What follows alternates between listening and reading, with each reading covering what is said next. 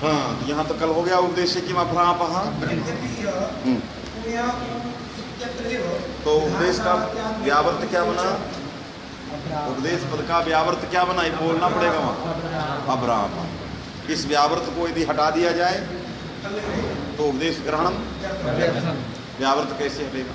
तो कहा उयः ऊ इत्यादा विव, एक सूत्र है उयः ऊ, ऊई इत्यस्य स्थाने ऊ स्यात्, दीर्घस्थ स्यात्, अनुनासिकस्थ स्यात्। ऊ की जगह ऊ होता है, वो दीर्घ भी होता है, अनुनासिक होता है। ऊ विति, ऊ इति, विति विकल्प है। तो वहाँ अनुनासिक हो गया है ऊ, उसकी संज्ञा क्यों नहीं होती है? तो कहा विधान सामर्थ्य, अनुनासिक विधान सामर्थ्य। क्योंकि जब हमें इस संज्ञा करके हटाना था तो पहले ही हटा देते, करना क्या था? इसलिए अनुनासिक विधान सामर्थ्यात उसकी संज्ञा नेत्वम।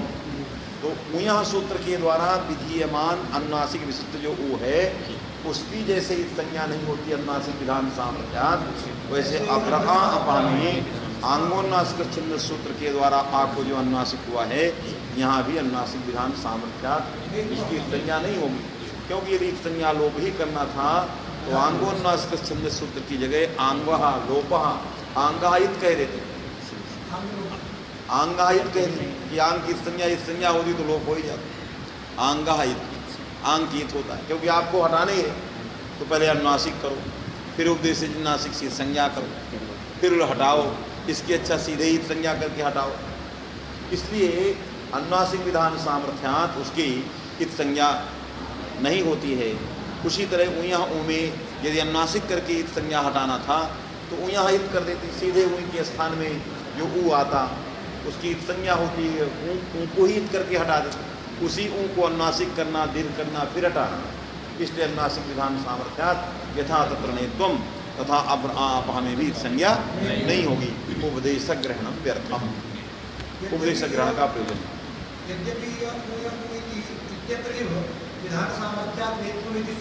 आया उयः ऊ इत्यत्र इव विधान सामर्थ्यात् न इत्थम सुवचम, तस्मात् में उपदेश रखने की जरूरत नहीं है। तथापि उत्तरार्थम अवश्य कर्तव्य, उत्तरार्थम ने हलंत्यम, फिर हलंत्य सूत्र में हलंत्यम में उपदेश तो अवश्य कर्तव्य, तो फिर यही करणम किमर्थम तत्रैव कर्तव्यम, तो स्पष्ट प्रतिपत्ति। फिर वहीं ले जाओ, यहाँ क्यों रखते हो जब वहीं इसकी जरूरत है? तो कहा यहाँ में स्पष्टता के लिए है, ये सब क्यों करना पड़े? विधान सामर्थ्यात विधान सामर्थ्य इसकी अच्छा जो देशी रखते, तो यहाँ जो है इसका फल नहीं है। यहाँ स्पष्ट प्रतीति के लिए है उत्तरार्थम तत्, उत्तरार्थ है। तरी उत्तर सूत्रे प्रयोजनम वक्तव्यम न केनापि। चलिए स्पष्ट प्रतिपत्ति यही मैंने उद्देश्य नासिक नहीं किया। हलंतम सूत्र में उत्तरार्थ, तो पूछना चाहिए कि उत्तरार्थ तो आपने कह दिया कि यहाँ उपदेश ग्रहणम उत्तरार्थ, उत्तर सूत्रार्थ हलंतम सूत्र के लिए, उसमें उपदेश का क्या फल है? क्या फल? आद्योच्चारण नहीं रखेंगे तो कहाँ इस संज्ञा? यदि अंत्य हल की, अंत जो हल उसकी संज्ञा होगी।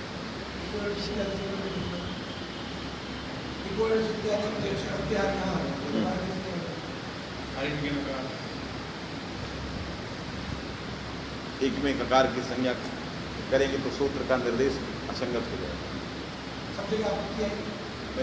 सब जगह आपत्ति निराकरण करते रहे, टीका ये निर्देश असंगत हो, फिर ककार से अश्रवणम से ककार रखने की क्या जरूरत है?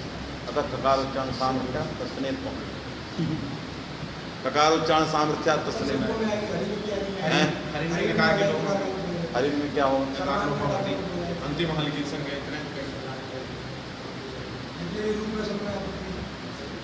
नकार विधान सामर्थ्य तस्मात् मैंने ऐसा फल दो जो न कटे, ऐसा फल वहाँ तस्मात् सोना पुंसिनी। यदि आपको इस संज्ञा करना ही है तो कहे सकार ही हटा दीजिए। इसलिए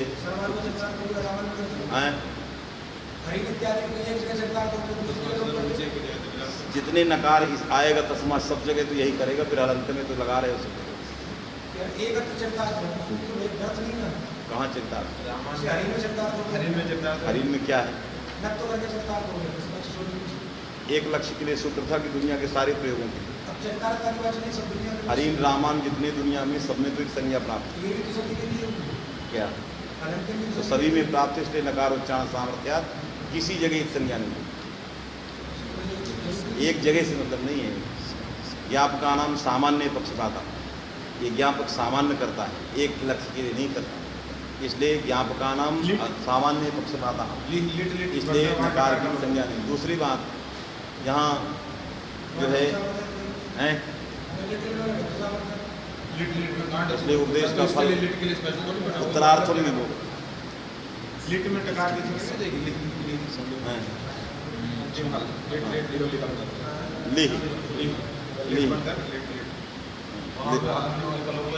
अब उसके लिए डत्तो जस्ट स्पेशल तो उसके लिए थोड़ी बनाए गए, वो तो अन्य चरदार हो जाएगा।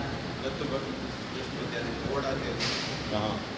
घोड़ा इत्यादि मैंने घोड़ा सूत्र तो बहुत जगह चलता है, तो आप ले में क्या होगा? अंतिम जो लिट का अंतिम टकार है, अंतिम हाथ उसके संग होने लगेगी। लिट लिट लिहो फिर ले बनेगा। ले धातु में कर दोगे तो धातु में हकार का लागे जो लिट लिट लिहो लिखा नहीं, ले धातु से की पाया, ले धातु है न बची हो, तो धातु में हकार की संज्ञा करोगे तो मूल पाठ धातु है तो यहाँ हट जाएगी, यहाँ लाने क्या है वहीं संज्ञा हो जाएगी। उसके लिए तो और जहाँ प्रयोग आप बताइए कहाँ लिख के लिए कहीं नहीं इत्यादि जहाँ बनाना बताइए, नहीं बन पाए। इसलिए कहीं कोई फल है ही नहीं।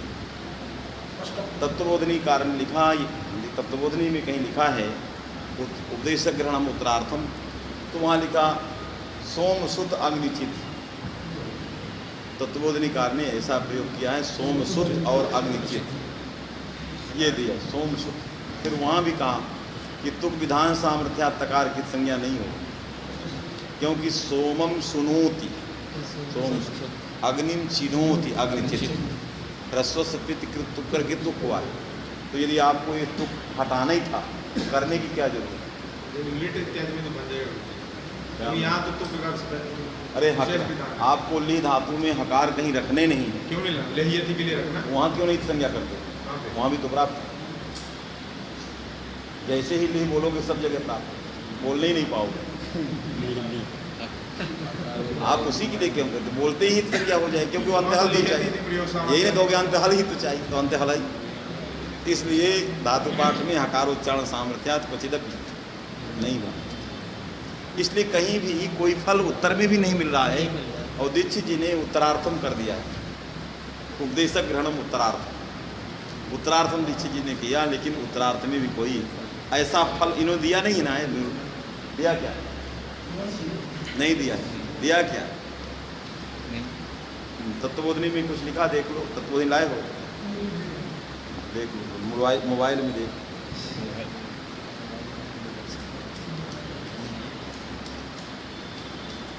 उपदेशक ग्रहणम उत्तरार्थम भाव प्रकाश देखो, सरकार ने ऐसे अनभिमत है, इससे उत्तरार्थ है ही नहीं। क्यों अनभिमत है? नास्ति किमपि प्रयोजनम, उत्तर सूत्रे नास्ति किमपि प्रयोजनम, यदि प्रयोजनम स्यात् तर्हि अनुवृत्ति अवश्यम भाष्यकारः अनुवृत्तिं कुर्यात्, तस्मात् उत्तर सूत्रे नास्ति किमपि प्रयोजनम, पूर्व सूत्रे नास्ति किमपि प्रयोजनम, तस्मात् व्यर्थमेव भाव प्रकाश कार्य। सभी टीकाओं ने उत्तरार्थम में कह दिया, उत्तर में भी कहीं कोई फल नहीं है, तो उत्तरार्थम का भी कोई मतलब नहीं है कि नहीं? इसीलिए कहते हैं ये व्याकरण है, ये बागजाल बहुत वहाँ कहाँ लिखा? काशिका, उसमें यत्तु है, तत्वबोधनी का में यत्तु करके उठाया, मैंने उत्तर का आचार्य पूर्व का आचार्य को मत दिया। काशिका में क्या दिया? अग्निचित सोम सुत, वहाँ भी तुक ग्रहण विधान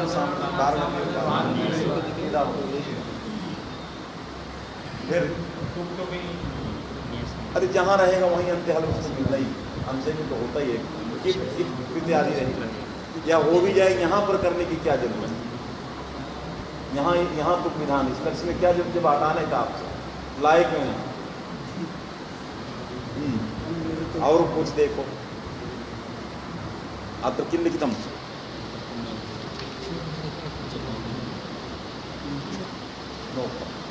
तत्वबोधि में आप नहीं, बाल मनोरमा में होने का सवाल ही नहीं, सवाल ही नहीं। काशिकाकार ने कोशिश किया, उसको तत्वबोधनीय ने हटा दिया। इसलिए टीका शास्त्र कहीं नहीं है कि नहीं, इसलिए न पूर्व सूत्रे न उत्तर सूत्रे निष्प्रयोजनम।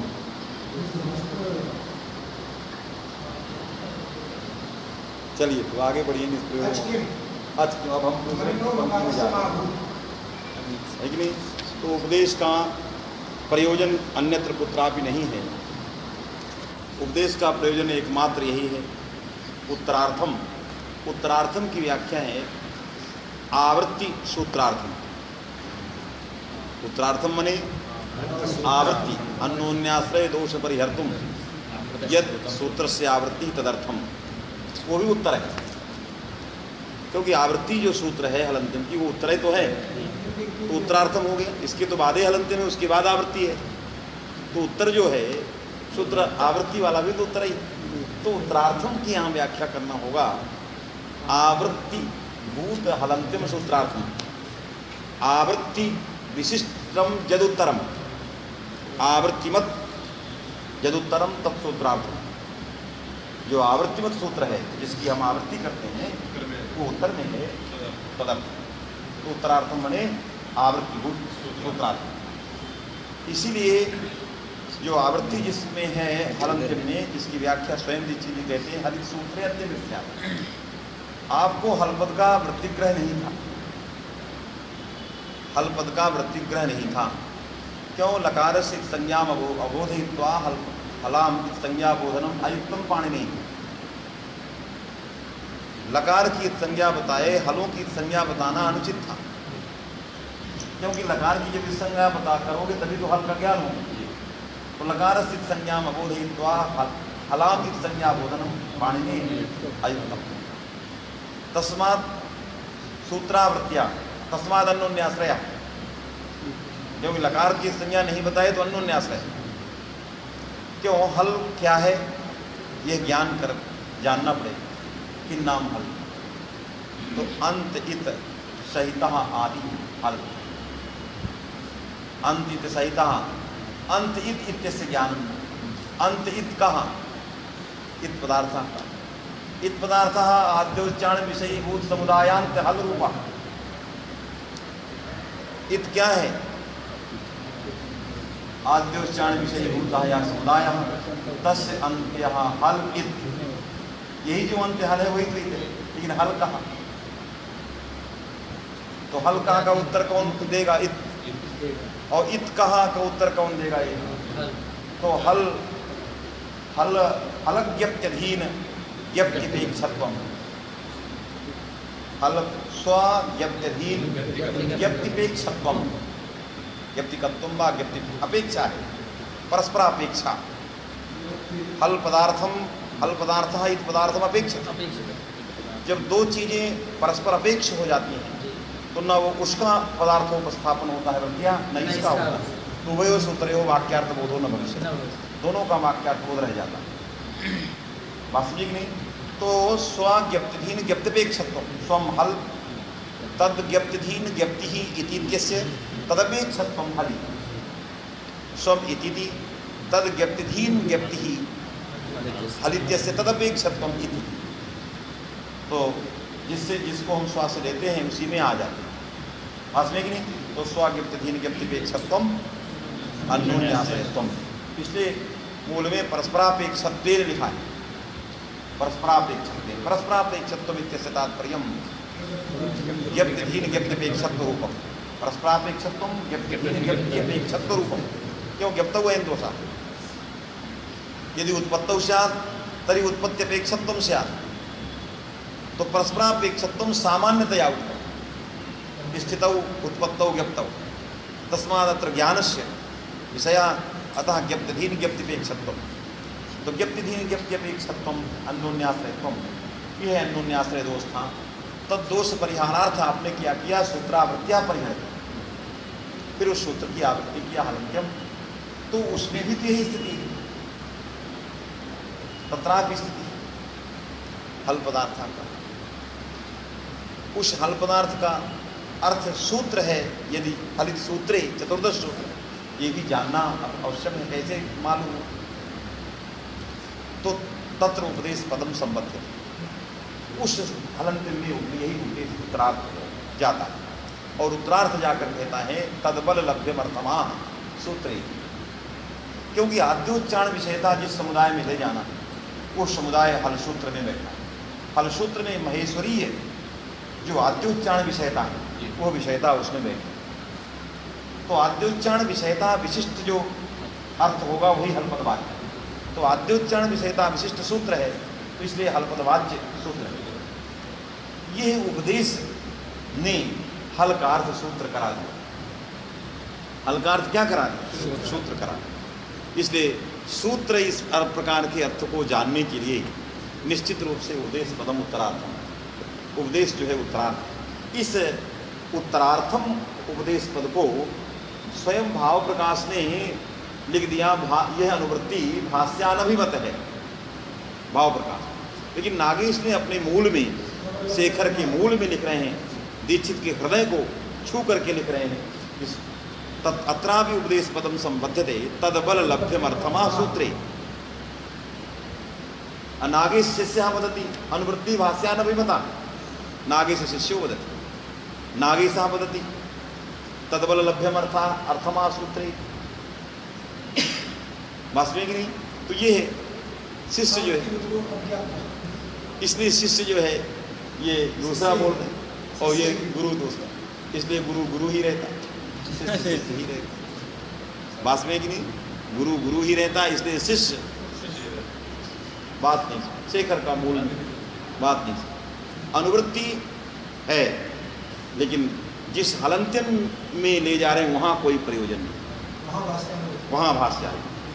उपदेश अंतिम हलिस्याद, जहाँ हल का अर्थ हकारादिलांत समुदाय घटक, वहाँ उपदेश का कोई, वहाँ अनभिमत है। तस्मात् इति शिष्यस्य तात्पर्य। तो शिष्यों की संगच्छति और गुरुरपि संगच्छति और दीक्षितों की संगच्छति, ये तीनों आचार्य संगत हो गए। उत्तरार्थम भी पंक्ति है, बात में आई। ये लिखा अनुवृत्ति के लिए क्या लिखा हमने, कहीं इसमें हिंदी में डाला है। उपदेश ग्रहण व्यर्थ है तो उत्तर देते हैं कि उपदेश ग्रहण उत्तरार्थ है, अर्थात अलंत्यन सूत्र में अनुवृत्ति के लिए है, स्पष्ट प्रतीति के लिए तो अनुवाद हो गया मूल का, स्पष्ट प्रतिपत्ति करते हुए आगे। अच्छा, कहीं और आगे भी विमर्श में कहीं दिए हैं। चलो ठीक है, जाने दो, आगे बोलो, इस समय बहुत होगा। तो अच क्यों उपदेश जन्नासिक में अच क्यों रखा? तो अन्नासिक की संज्ञा करो, तो मनिन के मकार की संज्ञा, वो भी तो अन्नासिक, इसलिए कहा अच, अन्नासिक अच चाहिए, वो अच नहीं, इसलिए उसकी संज्ञा नहीं हो, इसका अच का फल होगा। हाँ, अब दूसरा पंक्ति आ गई, उपदेश जन्नासिक का विचार हो गया, क्योंकि अच को कुछ बताने नहीं है, अन्नासिक को सब बताने नहीं है। उपजीव्यत्वात् नासिका मनुगता सब बताई चुकी है, अच का फल वो भी बताई चुकी है, उपदेश क्या है, उत्तरार्थ है, बताई चुकी। अब इस सूत्र में कुछ बचा नहीं, ये बचा कि अन्नासिक को जाने कैसे, अयम अच अन्नासिका, ये कैसे जाने। जैसे राम शब्द से सु विभक्ति आई, अब सकार का उकार अन्नासिक है, कैसे जाने, क्योंकि सू नहीं लिखा है, सू लिखा, नहीं तो सोम जस, सोम पहले पाठ था, ये प्राचीन पाठ ऐसे ही था, ये तो बाद में तोड़ा गया पाठ को, पहले संगीत पाठ था। वृद्धिराद जदेन गुणा सब मिला कर पढ़ना कठिन, पढ़ना केवल अंतर कितना था, अंतर इतना था कि उसमें ऊपर नीचे डंडे नहीं लगे, ऐसे डंडे, उदात सम्राट, हाथ नहीं चलता था, लेकिन एक साथ सब मिला कर हर्षो हलादिशे, हर्षोलादिशे खंडाकार, हर्षो हलादिशे में खंडा, ये सब अष्टाध्यायी ऐसे बनी थी। पूरी अष्टाध्यायी का पाठ एक सूत्र दूसरे सूत्र को मिला के दंडक छंद में लिखा था सब, दंडक छंद, एक दंडा के समान लंबे लंबे वाक्य, वो दंडक छंद में लिखा था। जैसे भागवत का पंचम स्कंद पूरा दंडक छंद में, किस छंद में? दंडक छंद, जो दंडे के समान छंद होते हैं, दंडे और दंड का दंडक छंदा। गद्य जितना लिखा है किस छंद में? दंडक छंद। क्योंकि वहाँ गद्य नहीं है, वो पद्य में लिखा गया। गद्य पद्य वह महाकाव्य नहीं है, ये केवल पद्य है। तो फिर वो क्या है, वो भी एक छंद है। कौन छंद? दंडक। इसलिए लोग कहते हैं भागवत के पंचम स्कंद में गद्य ही गद्य है, गद्य नहीं है, पद्य है। जैसे ये अनुष्टुप छंद में पद्य हो सकता है, तो दंडक में पद्य क्यों नहीं? इदम पद्यम छंदसा निर्मितत्वात्। जब वो पद्य हो सकता है छंदसा निर्मितत्वात्, तो इदम अभी पद्यम छंदसा निर्मितत्वात्। इसलिए वो दंडक छंद से बनाया गया है, पूरा पूरा बना दिया। बात समझे कि नहीं? इसलिए कैसे जानेंगे? अब तो इदानीं सब असंगीत संगीत पाठ को असंगीत कर दिया, सब काट कूट के सब अलग कर दिया। सौजस मौट को जो है सौ को सूज और सौजस मौट कर दिया, है कि नहीं? क्योंकि उकार के स्थान में यण करते थे कौन? अनुनासिक वकार। क्योंकि साम्यात यण शब्देन सप्त, यण शब्द से सप्त लिए जाते थे, और एक शब्देन षष्ठी ही। तो सप्त में जो अनुनासिक वकार था तत्साम्यात अनुनासिक वकार यण होता था, और वो अनुनासिक वकार अव से मिलता था, तो सौ जस ये बनता, क्योंकि वकार अनुनासिक था, क्योंकि उकार के स्थान में यण कर। और यण शब्देन कितने लिए जाते हैं? सप्त लिए जाते हैं। बात में कि नहीं? क्योंकि गुणा अभेद का ये गुण भेद नहीं है, तो सात लिए गए। तो जो जिसके स्थान में बैठेगा, दो वाह हैं, वाह वाह, तो शुद्ध ऊ के स्थान में वाह बैठेगा, और अनुनासिक विशिष्ट ऊ के स्थान में वाह बैठेगा। तो पाठ था अष्टाध्यायी का सौ। अब राम सु में क्या करेंगे? ऊ की संज्ञा कैसे करेंगे? अनुनासिक का ज्ञान ही नहीं हुआ। तो वाक्य है प्रतिज्ञानुनासिक क्या? पाणनीया। पाणनीया माने आचार्या नहीं, पाणनी शिष्या नहीं, क्योंकि पाणनी के शिष्य का अनुनासिकत्व तो नहीं जानना। पाणनी जी के शिष्य अनुनासिक है ये नहीं जानना, है कि नहीं? पाणनी जी के द्वारा जो प्रोक्त वर्ण हैं, सूत्र प्रत्यय हैं, उनमें अनुनासिकत्व का ज्ञान करना। इससे कोई टीका लिखते हैं पाणनीया शिष्या, पाणिनि शिष्या। बहुत टीकाकार लिखते हैं पाणिनि शिष्या, पाणनी जी के शिष्य उनकी प्रतिज्ञा से अनुनासिक जाने। बाल मनोरमा लिख दिया पाणनी शिष्या, पाणनी जी के शिष्य उनकी प्रतिज्ञा से अनुनासिक जानता है। शिष्या अनुनासिका ये अर्थ बाल मनोरमा कर रहा है। इसलिए पाणनीया माने पाणिनिना प्रोक्ता पाणनीया वर्णा प्रत्यया ये शब्दा ये सब ले। प्रतिज्ञा आतश्चोपसर्गे सूत्र से कर्म में अंग प्रत्यय करिए, प्रतिज्ञायते असौ प्रतिज्ञा। प्रत्युपसर्ग ज्ञान धातु से कर्म में अंग प्रत्यय, सविषय धातुओं के समय व्यवहार में कर्म प्रत्यार्थ विषयता। तस्मात् प्रतिज्ञा इत्यस्य अर्थः व्यवहार। प्रतिज्ञा का व्यवहार है। जैसे अभिज्ञा का अर्थ होता है एक पहचान, अभिज्ञा पहचान को कहते हैं, और प्रतिज्ञा जो है व्यवहार को कहते हैं। प्रतिज्ञा किसको कहते हैं? व्यवहार। और अभिज्ञा पहचान। अभिज्ञा साख है कि नहीं? अभिज्ञा पहचान है, और जिसके द्वारा पहचानी जाए उसको अभिज्ञान कहते हैं। और वो अभिज्ञान जिसका है उसको शाकुंतल कहते हैं। जो अभिज्ञान है वही शाकुंतल है, इसलिए अभिज्ञान शाकुंतल है। वास्तविक नहीं, क्योंकि स्मृति बोध की अभिज्ञा वचने नृट। अभिज्ञा वचन माने स्मृति बोधक है, पहचान है, स्मरण दिलाएगा। तो अभिज्ञायते अनिनिति अभिज्ञानम, जिसके द्वारा पहचाना जाए, जिसके द्वारा पहचाना जाए वो उस वस्तु का नाम अभिज्ञान है। वो वस्तु किसकी है? तो शकुंतलायाः इदम तदेव अभिज्ञानम। तो शकुंतलायाः यदिदम तद अभिज्ञानम, अभिज्ञानम त्यजत शाकुंतलम, अभिज्ञान शाकुंतलम। वास्तविक नहीं, जो शकुंतला का वस्तु है वही पहचान का साधन है, वो वस्तु ही अभिज्ञान है। और वो अभिज्ञान शाकुंतल है, शकुंतला की, इसलिए उसको शाकुंतल कहते हैं। शकुंतलाया इदम। लेकिन जैसे भगवान की पहचान भागवत, भगवान की पहचान क्या है? भागवत। जैसे भगवान के वस्तु को भागवत, भगवतः इदम भागवतम, शकुंतलाया इदम शाकुंतलम।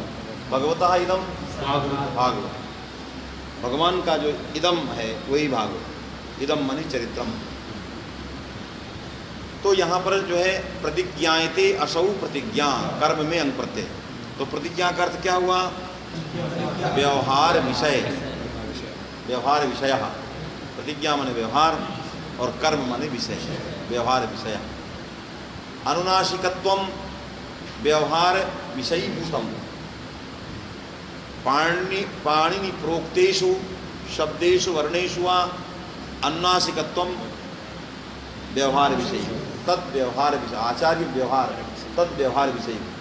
ये पाणिनि के द्वारा उच्चरित जो वर्ण हैं उन वर्णों में रहने वाला जो अनुनासिकत्व है वो अनुनासिकत्व प्रतिज्ञा माने व्यवहार और तद विषयत्व, क्योंकि यह विषयता किसमें है? किन विषय व्यवहार है? अनुनासिकत्व विषय, अनुनासिकत्व विषय का व्यवहार है कि नहीं?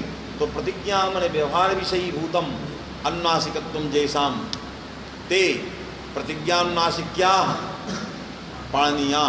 अनुनासिक्या का अभेदेन अन्वय है।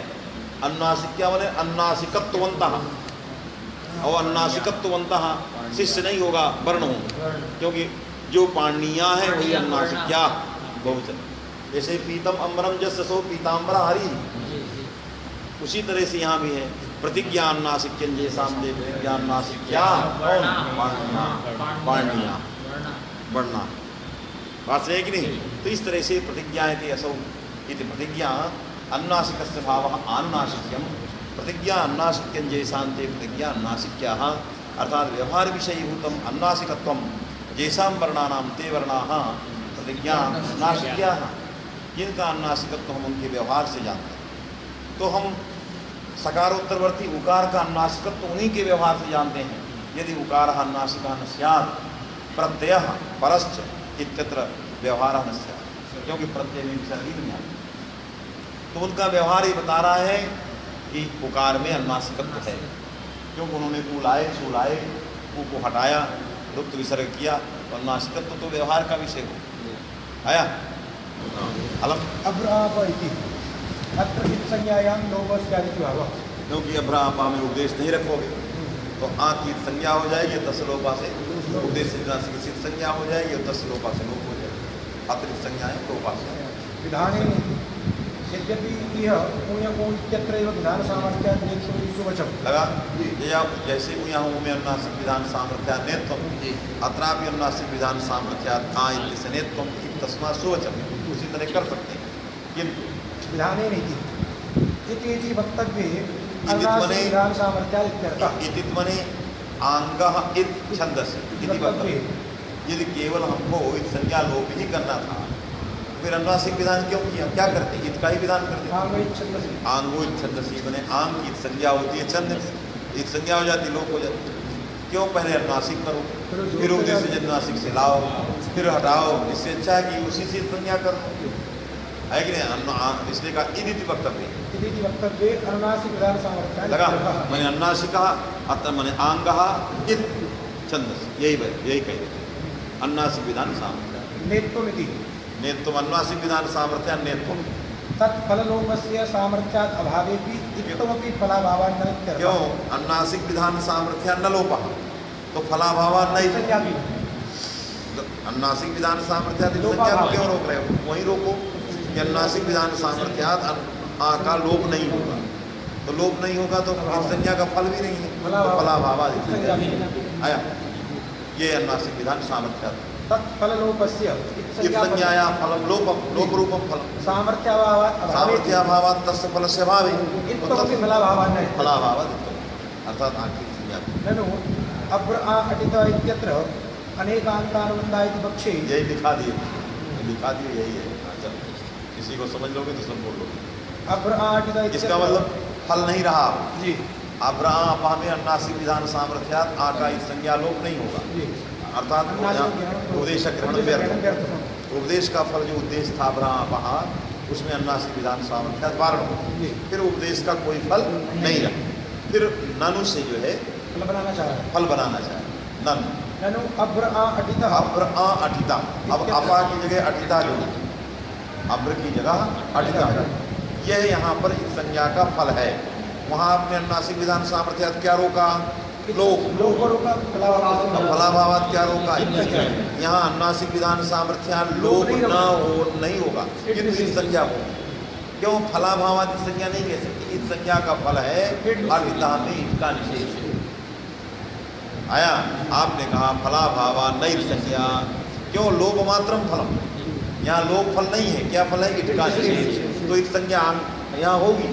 अनुनासिक विधान सामर्थ्यात आप लोग मत करिए, लेकिन यदि यह उपदेश नहीं रखोगे तो अब्राहम में आंकित संज्ञा होगी और उसी संज्ञा का फल होगा आदित्य से अटिता में इट के आगम का निषेध, क्योंकि आदितः धातु परस्य बलादे इरागम नस्या। आदिता मने आ है इस संज्ञक जिस धातु का, दीर्घाकार है इस संज्ञक जिस धातु का, उस धातु से उत्तर जो बलाद्या धातु है उसको इनका आगम नहीं। तो ये अभ्रा अटिता में आ उपदेश नहीं रखोगे तो आ की संज्ञा हो जाएगी। तो ये आ जो आ है वो इत हो गया। ये क्या अट धातु का अवयव है? क्योंकि आदित का अर्थ है आ है इत संज्ञक माने अवयव जिस धातु, इत संज्ञक आकार है अवयव जिस धातु, यश माने धातु समुदाय और इस संज्ञक आकार उसका अवयव। क्योंकि यश पदोत्तर जो षष्ठी है वह अवयवावयी भाव संबंध में लेकर बहुरी वास्तविक नहीं। तो अवयवी रूप अर्थ में अवयवी अन्य पदार्थ, अवयवी अन्य पदार्थ है तो समस्तमान जो पदार्थ होंगे वो अवयव। तो इस संज्ञक जो आकार है वो अवयवी धातु का अवयव होना चाहिए। तो कैसे अवयव होगा? तो कहा अनेकांता अनुबंधा, एक पक्ष अनेकांता अनुबंधा, अनुबंध अनेकांत मने अनवयव, अर्थात बोधक के अवयव नहीं। तो इस पक्ष में स्वसमीपे स्वनिरूपित अवयवत्व का आरोप होगा। अनेकांतानुबंध पक्ष में स्वसमीपे स्वनिरूपित अवयवत्व आरोपित होगा। स्वसमीपे स्वनिरूपित अट धातु के समीप में पढ़ा गया अनुबंध संज्ञक आ स्वनिरूपित मैंने अट धातु निरूपित अवयवत्व आरोप, तो अट धातु का अवयव हो गया आदि धातु। तो अनेकांतानुबंध पक्ष में क्या करते हैं? स्वसमीप में स्वनिरूपित अवयवत्व का आरोप। यदि कोई समीप में पढ़ा गया तो तन निरूपित अवयवत्व का उसमें आरोप। क्यों आरोप करते हो? कहा जब अनुबंध को बोधन का अवयव नहीं माने, तो जैसे सिद्ध है, सिद्ध कित, इनमें बहुब्रीहि बनेगी। सकारा इत संज्ञका सकारा अवयवा जस, ऐसा जस सस, तो सा और जस में जो सा नहीं सस, तो सस का जो सा है वो अनुबंध है, वो अवयव ही नहीं। अनेकांता बोधक कौन हो गया? सस में हस, उस बोधक का अवयव ही सकार नहीं, तो सकार एक संज्ञक है अवयव जिसका, ऐसा सिद्ध कहा जाएगा। तो सस को सिद्ध कहा जाए, वो सकार एक संज्ञक ही नहीं है, माने अवयव ही नहीं है, तो बहुरी कैसे होगी? तो अनेकांश से सर्वस्व में सिद्ध में बहुरी कैसे हो? सकार अवयव संज्ञ का अवयव सकाराजस्य है कि नहीं? ऐसा अष्टाभ्या उसका उस सकारा संज्ञ का अवयव जस्य असौ समुदाय औष, तो वो सकार औष का अवयव रह जाए तभी तो सकार संज्ञ का अवयव जस्य ऐसा समुदाय बने।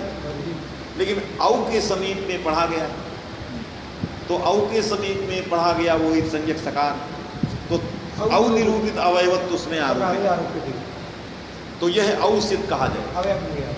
ये औ का कहा जाएगा सिद्ध, तो सर्वादेश हो जाएगा। क्योंकि स्वसमीपे बोधक, बोधक कौन है? औ, ये बोधक, क्योंकि बोधकता सानुबंध में माना जाए कि निरनुबंध में माना जाए विचार है।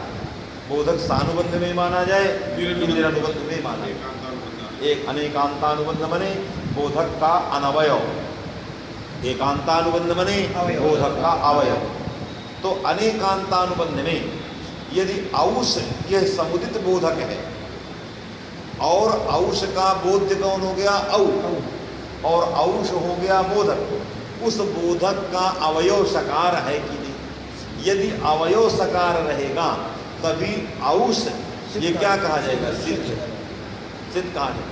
लेकिन अवयव नहीं है, अनेक अनुबंध अनेकांत होते हैं, अनवयव होते हैं, तो फिर सिद्ध कैसे कहोगे इसके सकारादित्य से? तो कहाँ आरोप करेंगे?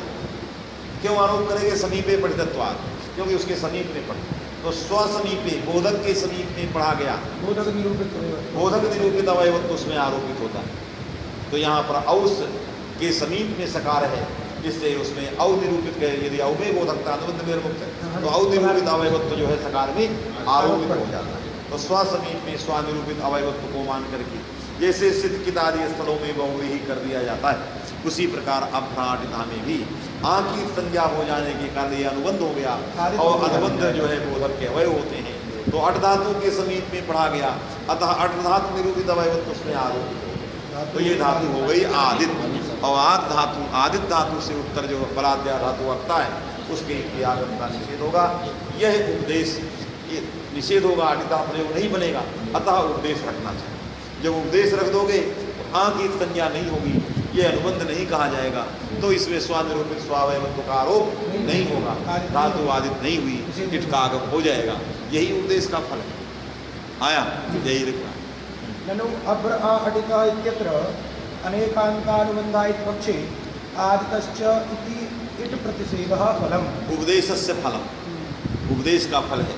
न इत संज्ञायाः लोपमात्रम फलम अभी तो लोपातिरिक्तम इट निषेधः इत्यपि फलम।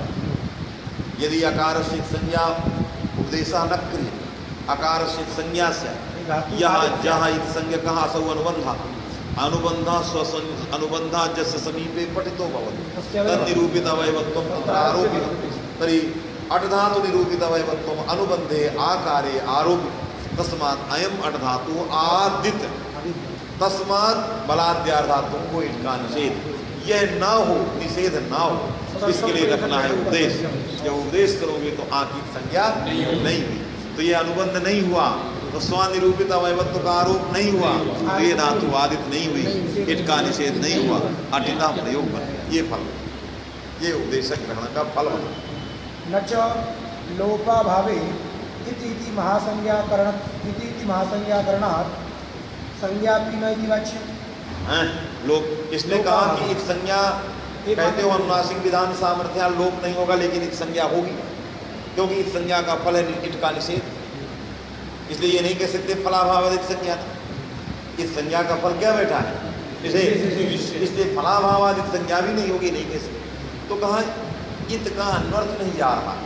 यदि अनुनासिक विधान सामर्थ्य लोप को आपने रोक दिया और इत संज्ञा कर लिया, तो इत का जो अन्वर्थ है एत गच्छति इति इत, इन धातु से जो रूप बना है इत, किप प्रत्यय करके इन धातु से किप किया, ह्रस्व से करके तुम किया, इत का अर्थ हो गया गच्छति, जो चला जाए उसको इत कहते हैं। ये तो जा ही नहीं रहा, क्यों? अनुनासिक विधान सामर्थ्यात रुक गया है, तो इसका नाम इत कैसे हो?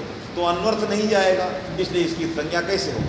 क्योंकि संज्ञा उसी की होती है जिसमें गच्छति अन्वर्थ चला जाए, क्योंकि महासंज्ञा। तो किमर्थम मैं इति संज्ञा करिए थे, अन्वर्थत्व आए। अन्वर्थ क्या है?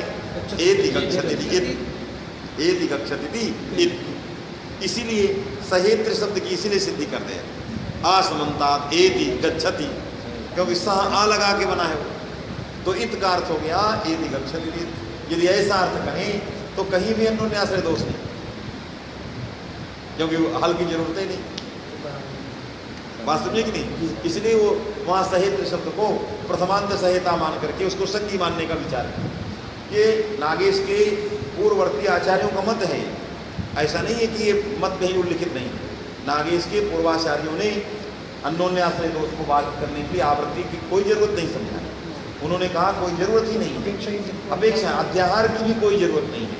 अंतेन सहितासा आदि समुदाय आक्षिप्त कुछ नहीं, क्यों? अंतेन आदि ही ये संज्ञा है और सहेता ये संज्ञा है। सहेता क्या है?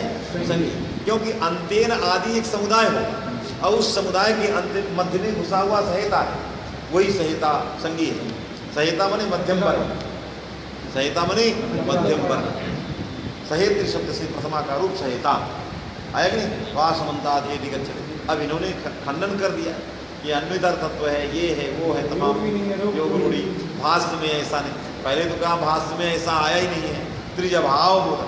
अरे भाष्य में सब चीज़ें आ जाए कोई जरूरी है? स्वयं हुई तब बाद में जो है ये तमाम चीज़ें किया, बात समझे कि नहीं? लेकिन यहाँ भी एति गच्छति इत अन्वर्थ एतादृश अन्वर्थत्व आमे नहीं जा रहा। क्यों? अनुनासिक विधान सामर्थ्यात् गच्छति को आप रोके। अनुनासिक विधान सामर्थ्यात् गच्छति को आपने रोक दिया। जब रोक दिया तो अन्वर्थ नहीं गया। अन्वर्थ नहीं गया तो इत संज्ञा कैसे आप कर लेंगे? आया तो क्या लिखा? न च लोपाभावे इति महासंज्ञाकरणात् संज्ञापि न इति वाच्यम्। इसलिए इत संज्ञा नहीं होगी।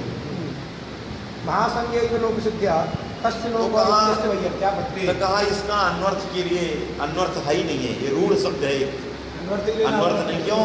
अन्वर्थ होने लग जाए तो तस्लोप व्यर्थ हो जाए, क्योंकि जहाँ ही तो वही ताकत रुकेगा क्यों? फिर ये लोप करने की क्या जरूरत? इसलिए अन्वर्थता इसमें नहीं है।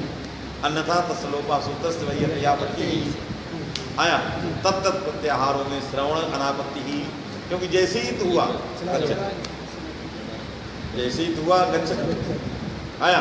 इसलिए कह रहे हैं कि इसको महती संज्ञा नहीं मानते, अन्वर्थ नहीं मानते। महासंज्ञैव लोप सिद्ध्या तस्य लोप इत्यस्य वैयत्या भक्ति। लोपस्य में तस्य लोपः शास्त्रस्य वैयर्थ्या भक्ति। इक इत्यादौ ककारादि श्रवणानापत्तिश्च। अब इक में इक ककार है इक में ककार श्रवणानापत्ति ही। क्योंकि ककार इत संज्ञा के सदृश है। अरे सादृश्य तो है ही। यदि तस्य इत संज्ञत्वम् इत संज्ञकत्वम् अत्रापि सादृश्य इत संज्ञकत्वम्। अरे सिंहो माणवकः में सिंहगत यावद्धर्म माणवक में सादृश्याद आरोपित हो तभी तो माणवक सिंह है। तो ये जो इक का ककार है और लिंग के ककार में कोई अंतर नहीं, तभी तो सादृश्य है। अरे सिंहो माणवका तो यहाँ यदि ये गच्छति है तो तत्रापि ये गच्छति। तो इकोणज में ककार से श्रवणानापत्ति। क्यों? इत संज्ञक सादृश्यात् यदि तत्र इत संज्ञकत्वेन तस्य गमनम तो तत्सादृश्यात् अस्यापि गमनम, अन्यथा सादृश्यम न स्यात्। क्यों? अन्यथा सादृश्य नहीं होगा। क्योंकि सादृश्य किस रूप में है? कत्वेन कत्वेन धर्म। तो कत्वेन जो है सादृश्य है। तो इकहा इत ककार से श्रवणानापत्ति अनापत्ति। क्योंकि उसका भी श्रवण नहीं होगा। सादृश्यात् अर्थात इस संज्ञ की गज्जत कार्य तत्त कार्य तत्सदृशे भी करणीयम इति धिया ककार से श्रवणानापत्ति आया। और जाति पक्ष में तदेव। जाति पक्ष में कोई ये तो व्यक्ति पक्ष में। जाति पक्ष में अनयोर अभेदा। इसलिए जाति पक्ष में अंत की अंत सदस्य में लक्षणा होती ही नहीं। तो अनयोर अभेदा श्रवणानापत्ति जाति पक्ष। इक इत्यादौ ककारादि श्रवणानापत्तिश्च अनापत्तिश्च इति चेत् न इति चेत् तस्मात् जो है अभ्र अपहमे यहाँ पर अनुनासिक विधान सामर्थ्य नलोपः तस्मात् इत संज्ञा भविष्यति इति वक्तुम् अशक्यम् इति चेत्। जो आपने कहा कि अभ्र अटितः अपः इत्यत्र अनुनासिक विधान सामर्थ्यात् आ इत्यस्य लोपाभावः फलाभावात् न इत संज्ञा इति वक्तुम् अशक्यम्। क्यों? इत संज्ञा न भविष्यति। क्यों? एति गच्छति इति अन्वर्थत्वाभावात्। तो फलाभावान् न लोपो भविष्यति। माने अनुनासिक विधान सामर्थ्यान् लोपा न भविष्यति। एवं चेत् संज्ञापि न भविष्यति। कथम्? अन्यस्य फलस्य सत्त्वेपि संज्ञा न भविष्यति अन्वर्थत्वाभावात्। क्योंकि अन्वर्थ क्या है? लोप। उसको आपने रोक दिया और वो अन्वर्थ न रहने पर यहाँ पर इस संज्ञा भी नहीं होगी। अन्वर्थ को खंडन कर दिया। अन्वर्थ का खंडन इसलिए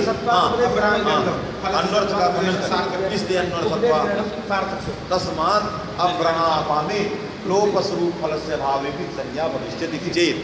इसलिए अभ्रणापामे आकी संज्ञा हो जाएगी। हेलो इति चेत् न अनुबंधानाम् एकांतत्वमेव इति मुख्य पक्षे दोषाभाव सिद्धांत पक्षे कहा आपने आ की संज्ञा किया था, उसका फल क्या बनाया? स्वसमीप में स्वादित उस धातु को आदित बना दिया 8 धातु और निषेध फल दे रहे थे। लेकिन ये जो स्वसमीप में स्वानिरूपित अवयवत्वारोप किस पक्ष में होता है? अनेकांतानुबद्ध पक्ष में। ये कौन पक्ष है? आस्थित पक्ष। मुख्य पक्ष क्या है? एकांत। इस पक्ष में कभी भी अनुबंधों में स्वानिरूपित अवयवत्व का आरोप होता ही नहीं आया। इसलिए अर्धातु का अवयव नहीं है। भले ही संज्ञा हो जाए लेकिन कभी भी अर्धातु आदित नहीं कही जाएगी। जब नहीं कही जाएगी तो इट का निषेध नहीं होगा। नहीं होगा तो इस संज्ञा का लोपातिरिक्त कोई फल नहीं। तो अनुनासिक विधान सामर्थ्यात फल के कट जाने से फलाभावाद की संज्ञा नहीं होगी, उपदेश का ग्रहण व्यर्थ। निषेध कैसे कहे जाएंगे? अब तो अवयव है ना वो अनुबंध। अवयव ही है। वो स्वयं हो गया अनुबंधा एकांत।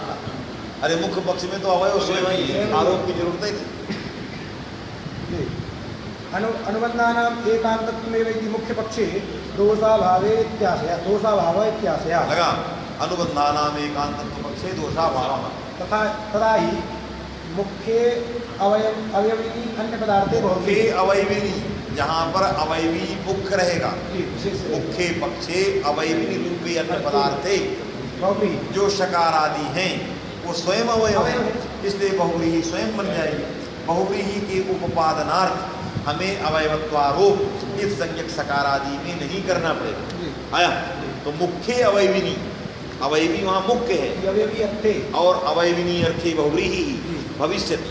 मुख्य क्यों उसमें अवयवस्य सत्त्वा, अवयवस्य सत्त्वा न आरोपस्य आवश्यकता।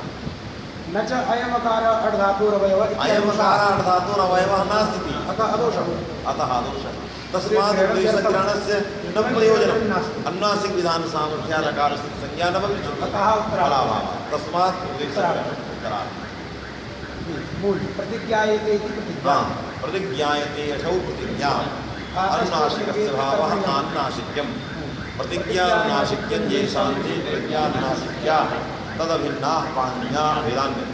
प्रतिज्ञानुनासिक्याः ये भी प्रथमान्तार्थ है, पाणिनीयाः ये भी प्रथमान्तार्थ है।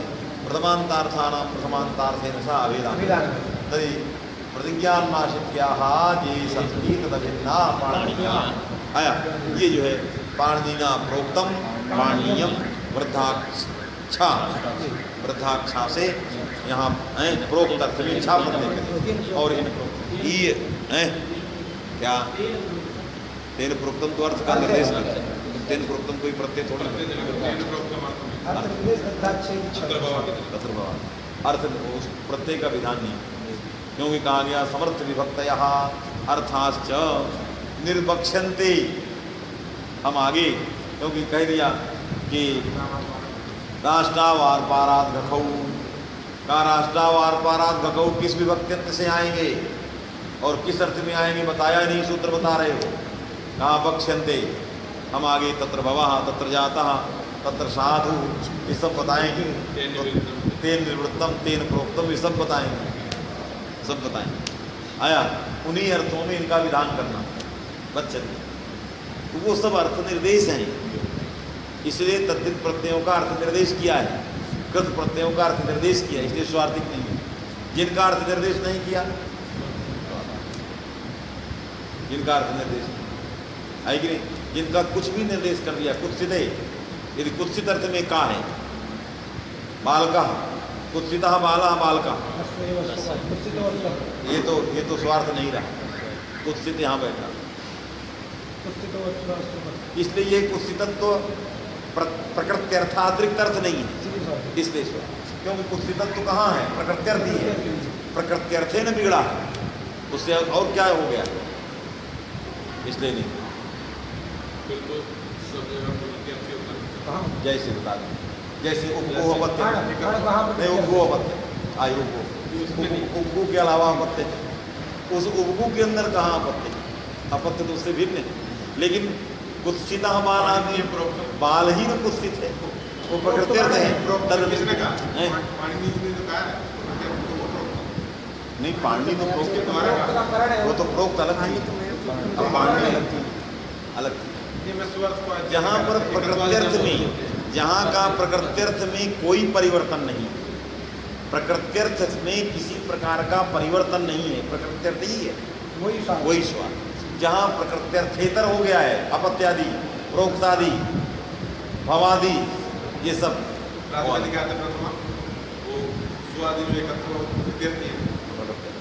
इसीलिए तो स्वार्थ, इसलिए एकत्वादि अर्थ में स्वार्थ। अनिर्दिष्टार्थ स्वार्थ, उसका क्या है, अनिर्दिष्ट अर्थ स्वार्थ होने है, उसका अतिरिक्त अर्थ क्या है, संबंध, यही जो है उसका अतिरिक्त अर्थ। क्योंकि विभक्तियाँ जो कर्मादि विभक्तियाँ कर्मत्व बताने के लिए नहीं आई, कर्म तो प्रातिनिधिक अर्थ संबंध बताने के लिए आई, विभक्ति संबंध अर्थ ये अतिरिक्त, यही स्वार्थिकत्व को हटाएगा। नहीं आपके कारक प्रकरण बनाने के बाद भी स्वार्थ अर्थ रहेगा रहेगा, है कि नहीं? इसलिए ये जानना है।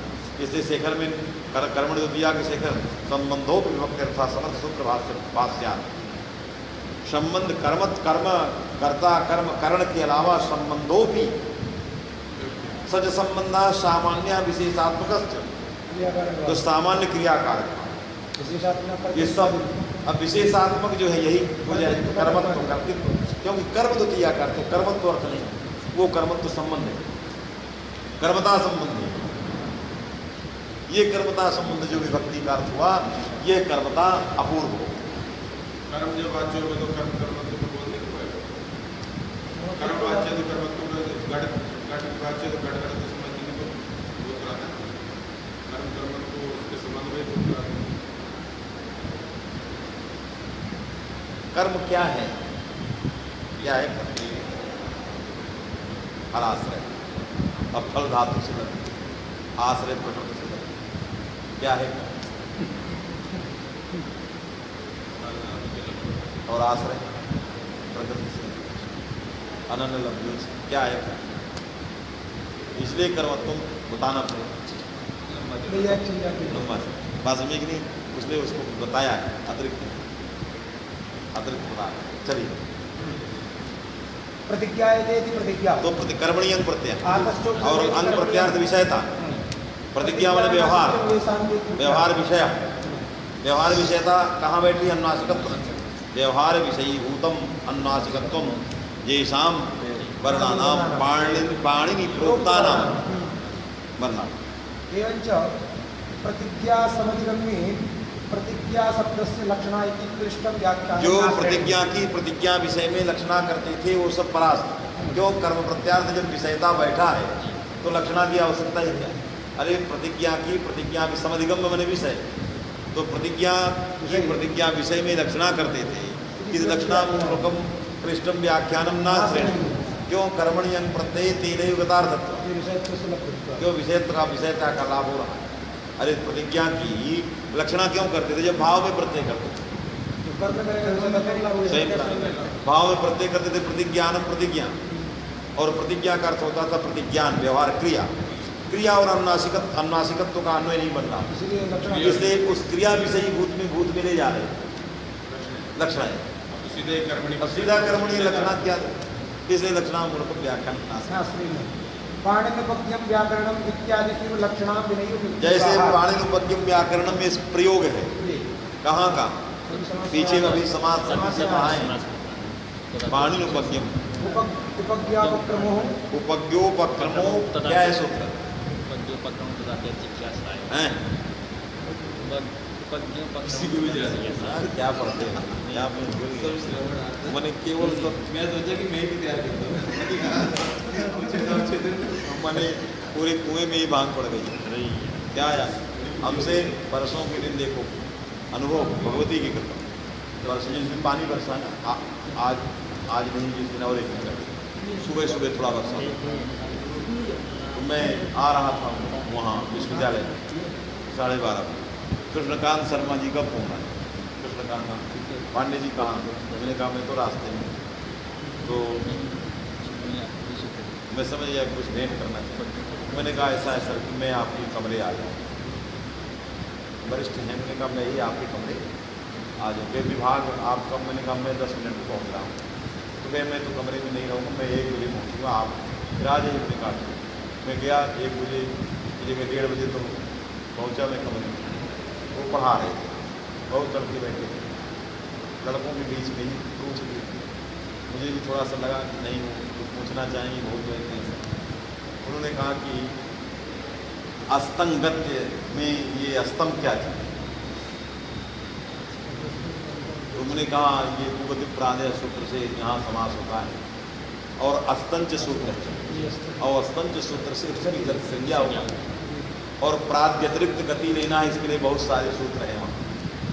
उसी में वे अव्यय, मैंने कहा ये अव्यय है। क्यों अव्यय है? विभक्ति प्रतिरूपक मानतव्य। हम बहुत सारे जैसे मनुष्य करते हैं, मनुष्य अव्यय क्योंकि विभक्ति प्रतिरूपक। बात में कि नहीं? अक्षंगत्य गत्यर्थ बदे अच्छोद्य। तो ये सब मैंने बताया बहुत बस हमको अस्तम गत्य एक प्रयोग मिला सांख्य में, और उसको समझ में नहीं आ रहा था कि अस्तम का समास कैसे हो जाएगा, तो ये मिल नहीं रहा। तो हमने कहा चलिए अस्तंच सूत्र आपने कहा देखिएगा, अस्तंच सूत्र है, हमने वहीं बताया। सारे याद ना हो तब तो अब कैसे, यदि उस समय वो सूत्र नहीं स्मरण होता तो यही हो जाता कि देख के बताएंगे तो सारा पांडित्य गया। देख के तो वो भी देख लेते, यदि देखने लगते तो वो भी तो देख सकते। तो सद्य आ जाना, उनको देखने की क्या जरूरत। एक बार पूछ दिया था केचित में चित का करने वाला कौन है, तो हमने चर्चा किया क्योंकि हमको ये बुद्धि आरूढ़ नहीं, लेकिन मयूरवंश कादि में चित्त का निर्देश किया है। किंचन का पाठ, अकिंचन न विद्यते किंचन साहाय्यम जस्य, तो वहाँ चन लिखा, चन स्वार्थिका। चन क्या है? स्वार्थिक चन है। तो वो जो चन है उसी पे चित्त चन सब आए स्वार्थिक, इसलिए गणपाठ रटाया जाता, ये कारण था। फिर मैंने उनको, जब मुझे मिल गया मयूरवंश कादिगण में वो पाठ मिला, फिर मैंने उनको बताया, तो उनको फोन करके बहुत दिन बाद बताया, उन्होंने भी देखा कहा नहीं अब लग गया, बात आ गई। तो अब पूरा व्याकरण देख रहा कि नहीं मिलेगा जब तक वो मयूरवंश कादि में आएगा नहीं। अब कौन गण देखेगा वो, ये सब। तो अभी 2 दिन पहले, इसलिए सूत्र याद रखो। कौन सूत्र है? उपज्ञोपक्रम तदाद्या चिख्यासाय, उपज्ञोपक्रम तदाद्या चिख्यासाय, पदार्थ चिख्यासा, तदाद्या चिख्यासाय, तदाद्य चिख्यायाम, तो आद्य चिख्यायाम, आद्यम प्राथम्यम आख्यातुम इच्छति। जहाँ हमें किसी का प्राथम्य व्याख्यान करना हो वहाँ उपज्ञ और उपक्रम का क्या होता है? नहीं, इससे नपुंसक होता है। नपुंसक, समास नहीं करता, समास तो पाणिनि अलग है। हाँ, उस समय नपुंसकम, उपज्ञम को नपुंसक करना। यदि उपज्ञ से उपस्थाप्य वस्तु में प्राथम्य बताना हो तो हमें उपज्ञ से प्राप्तव्य वस्तु व्याकरण में प्राथम्य बताना है, इसलिए उपज्ञम ये नपुंसक हो गया। उपज्ञम मने आद्यम, उपज्ञम मने आद्यम, और उपज्ञम में आद्यम व्याकरण। तो आद्यम में जो उपज्ञ में ज्ञा है, उपसर्ग ज्ञा है, वहाँ कर्मणियम प्रत्यय। उपज्ञम मने उपशब्द आद्य था कि उपदेश की तरह। तो आद्य ज्ञान, तो ज्ञान काल में व्याकरण में तो नहीं होगा, क्योंकि आद्य ज्ञान व्याकरण तो है नहीं, ज्ञान का विषय व्याकरण, तो वहाँ कर्मणियम प्रत्यय। तो उपज्ञम मने आद्य ज्ञान विषय भूतम व्याकरण, तो आद्यता चली गई व्याकरण, ज्ञान की जो आद्यता है उसमें चली गई, तो इसलिए नपुंसकलिंग का प्रयोग हो गया। अब उसमें पाणिनि कैसे समास करो? तो पाणिनि कर्तरी षष्ठी, कर्तुकर्मणों कृत्य, तो कर्तुकर्मणों कृति में कृतयोग है, पाणिनि में षष्ठी कर्तरी। पाणिनि कर्तिकम जत आद्य ज्ञानम तद विषयम व्याकरणम, बस में नहीं। तो पाणिनि में कर्तरी षष्ठी, और कर्तरी षष्ठी का समास उपज्ञम के साथ, और उपज्ञम का अन्वय व्याकरण के साथ अभेदेन जद उपज्ञम तदेव व्याकरणम। किं कर्तृकम उपज्ञमिदम व्याकरणम पाणिनि कर्तृकम। तो जैसे पाणिनि उपज्ञम व्याकरण में लक्षणाम विनय निर्वाह, क्योंकि कर्म प्रत्यय करते, उसी तरह प्रतिज्ञान में भी लक्षणाम विनय निर्वाह, लक्षणा के बिना काम चल जाएगा। आया कि नहीं? चलो पाणिनि उपज्ञम व्याकरणम इत्यादि से लक्षणाम विनय निर्वाह लगा। पाणिनि उपज्ञम उपज्ञोपक्रम आद्य चिख्यायाम, चिख्यासायाम होना चाहिए, आद्य चिख्यासायाम, क्योंकि ख्यातुम इच्छति जिज्ञासा, ख्यातुम इच्छति जिज्ञासा, जिज्ञासायाम। जैसे वक्तुम इच्छति विवक्षा, वैसे ख्यातुम इच्छति जिज्ञासा, आद्य जिज्ञासा, प्राथम्य प्रथमत्व जिज्ञासा होना चाहिए, प्रथमत्व बताने की इच्छा होनी चाहिए। आया तत्र नपुंसकलिंगा, तो उपज्ञ में नपुंसकलिंग। यहाँ प्रतिज्ञा में नपुंसकलिंग नहीं होगा। क्यों नहीं होगा? हमें किसी आद्य को अनुनासिकत्व के प्रारंभ प्रथमत्व को नहीं बताना है, अनुनासिकत्व के प्राथम्य को नहीं आया। इसलिए प्रतिज्ञा अनुनासिक्यम जैसाम, अर्थात प्रतिज्ञान विषयीभूतम अनुनासिकत्व विशिष्टम, अन्न पदार्थ बैठा है, अनुनासिकत्ववंत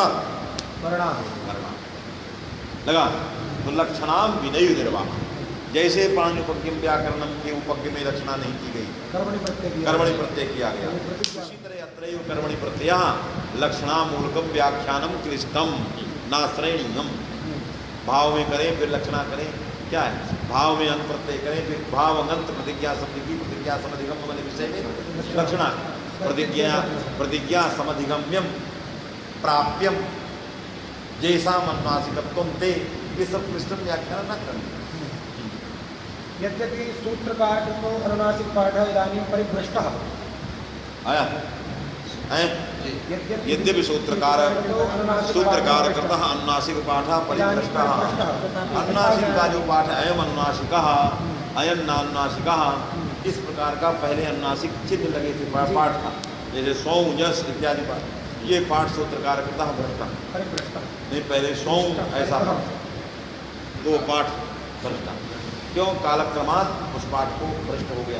अब उदात अनुदात अनुनासिक आदि स्वर से रहित सूत्र मिलने लगे, वास्तव कि नहीं, तो इसलिए किं करणीयम, तो कहा व्यवहारेण अयम अनुनासिका नवा इति ज्ञानं करणीयम्। तथापि वृत्तिकारादि व्यवहार बलेन तथा कार्य वृत्तिकारमण व्याख्या का तो तत्तद सूत्रों के वृत्तिकारमण व्याख्या, तो तत्तद व्याख्याकार व्यवहार बलेन अयम अनुनासिका नवा इति सर्वं ज्ञेयम्, यही है प्रतिज्ञा अनुनासिका पाठ। प्रतिज्ञा में व्यवहार, व्यवहार की नहीं विज्ञान विषय, व्यवहार किसका होना चाहिए, व्याख्याकारों, तो व्याख्याकारों का जो प्रतिज्ञान है व्यवहार है, तद विषयीभूत अनुनासिकत्व जो है पाणिनि प्रोक्त वर्णों का हमें समझना चाहिए, क्योंकि इदानीं पाठ भ्रष्ट हो चुका है। तथापि वृत्तिकारादि व्यवहार बलेन यथा कार्यं प्रातिष्ठित, यथा कार्यं प्राक, जैसे अनुनासिक मान करके जो जो कार्य होते थे पहले, वैसे इदानीं भी अनुनासिकत्व को हम समझ करके वही कार्य इस समय भी करें। प्रतिज्ञा शब्दस्य प्रतिज्ञेति प्रतिज्ञान विषय इत्यर्थः, प्रतिज्ञा का अर्थ है प्रतिज्ञान विषय भाव कर्मणि अंग प्रत्यय, प्रतिज्ञा शब्दस्य भाव अंगन्तस्य इत्यर्थः, भाव में अंग प्रत्यय करोगे तो समधिगम में माने विषय में लक्षणा करनी, क्यों अन्वय बाद है, क्योंकि क्रिया का अनुनासिकत्व धर्म के साथ अन्वय नहीं हो सकता, क्योंकि क्रिया अनुनासिकत्व नहीं है, अनुनासिकत्व जो है क्रिया का विषय है, इसलिए भाव अनंतस्य प्रतिभाव प्रत्यांतस्य भावे अंग प्रत्यांतस्य प्रतिज्ञा सूत्रस्य तद विषयीभूते लक्षणामूलकं यद् व्याख्यानं जयि कृतं सर्वमनंतरम् असंगतम्। कृष्णेति शक्तिग्राहक व्याकरण सत्वात् शक्तिग्राहक व्याकरण संबंधी कोशाब्द वाक्यात् व्यवहारतश्च, तो शक्तिग्राहक शिरोमणि व्याकरण बैठा है और भाव में अंग प्रत्यय कर रहा है वक्त शक्तिग्राहक शिरोमणि, और उसको छोड़ करके भाव में अंग प्रत्यय करो कि लक्षणा करो, क्या जरूरत आया। शक्तिग्राहक व्याकरण सत्वात् शक्त्यैव पदार्थबोध संभवे लक्षणाश्रयणं लगा, शक्त्यैव प्रतिज्ञा विषये व्यवहार विषयत्व रूपे अर्थे प्राप्तव्ये तदर्थं लक्षणामूलकं व्याख्यानं नास्ति। लक्षणां विनैवेति, अत्र लक्षणया व्याख्यानं कुर्वतापि तत्र लक्षणां विना मदुक्तरीत्यैव व्याख्यातम्। यदि अत्र माने प्रतिज्ञानुनासिक्या यहाँ लक्षणा करो, अब पाण्डुपज्ञम में लक्षणा बिना व्याख्या, ये वैषम्य क्यों, वही चीज यहाँ क्या है वही वहाँ क्या है, तो अत्र लक्षणामूलकं व्याख्यानं पूर्वता तत्र लक्षणा बिना मदुक्तरीत्यैव वहाँ व्याख्यातम्। लक्षणा के बिना कर्म में अंग प्रत्यय करके मेरी जैसे बात, एवं च पूर्वापर विरोधः तस्य पूर्वापर विरोध, यहाँ लक्षणामूलक करो और वहाँ मैं जो अभी कह रहा हूँ कर्मणियम वाला वहाँ वो करो, ये पूर्वापर विरोध, इससे अत्रापि कर्मणि प्रत्यय तत्रापि कर्मणि, एवं च पूर्वापर विरोधः तस्य इति भावः। इसलिए नहीं तो दोनों में पूर्वापर विरोध, यहाँ प्रत्युपसर्ग ज्ञा धातु में भाव में करो और यहाँ उपज्ञम में उपसर्ग ज्ञा धातु से कर्म, ये पूर्वापर विरोध। न च उभयो विधानेपि लाघवात् भावे शक्ति मूल है, अच्छा स्वतंत्र न च, अब उसने कहा कि ये लक्षणा नहीं करनी चाहिए, कर्म में अंग प्रत्यय करके निर्वाह दोनों में पूर्वापर दोनों में करना चाहिए, इसने कहा न च उभयो विधानेपि, कहा देखो विधान तो दोनों में शास्त्र के द्वारा प्राप्त है, भाव में भी आता है और कर्मणि भी आता है, कर्म में भी शास्त्रकार ने विधान दिया। अब भाव में भावे सूत्र ही, भावे का अधिकार भी सब जगह जाएगा। तो भाव में भी शास्त्रानुशासन, अब कर्म में भी शास्त्रानुशासन। भाव में करते हैं तो कहते हो लक्षणा कर रहा हूँ, तो ऐसा करें कि इस अनुशासन केवल भाव में माने, अब कर्म में जहाँ बोध करना हो सब जगह लक्षणा माने। अनुशासनम व्याकरणे कस्मिन् अर्थे भवति भावे अजंत्र कुत्रचित् कर्म बोध आवश्यको वहाँ लक्षणा। तो हम प्रतिज्ञा और उपज्ञम में दोनों में भाव में मानेंगे, और हमको कर्म बोध करना होगा तो लक्षणा बोध। लक्षणा क्या चाहिए?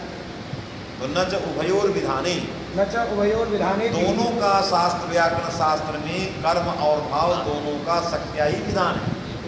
किंतु मैं मैं कह रहा हूँ कि भावे अनुशासन, भाव में अनुशासन करें और कर्म को लाक्षणिक माने। यावंतमपि, यावत संपूर्ण व्याकरणीयम यावत कर्म सर्वम लाक्षणिक, केवल भाव आए, भाव ही सब करें, कर्म का बोध लाक्षणिक।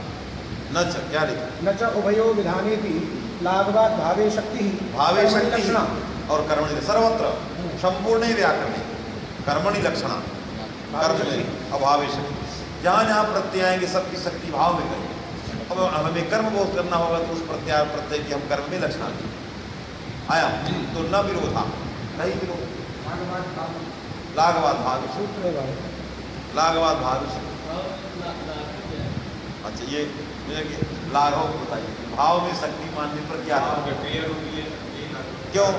अतिरिक्त अर्थ से अकल्पना, प्रकृत्यर्थ अतिरिक्त अर्थ से अकल्पना में लाघव, क्योंकि जब भाव में करते तो धात्वर्थातिरिक्त कोई अर्थ नहीं मानना पड़ता है, मान लाघव। कर्मणि करोगे धात्वर्थातिरिक्त अर्थ मानना पड़ेगा, विषयता गौरव। तस्मात् शक्ति भावी और लक्षणान अतिरिक्त बोध करना होगा तो अतिरिक्त व्यापार करो। अनुशासन भी लाक्षणिकार्थ अनुशासन में वाच्यम, और जहाँ अनुशासन है सूत्र कहता है अयम प्रत्यय कर्मणि भविष्य, कर्मणि भविष्य, अयम प्रत्यय कर्मणि भविष्य। ये अनुशासन कैसे होगा? तो आप तो सब जगह लक्षणा कर रहे हो, तो कहा जो सूत्र कर्मणि प्रत्यय स्यात् कह रहा है तो लाक्षणिके कर्मणि प्रत्यय स्यात्, ये अनुशासन लाक्षणिक कर्म का अनुशासन आया।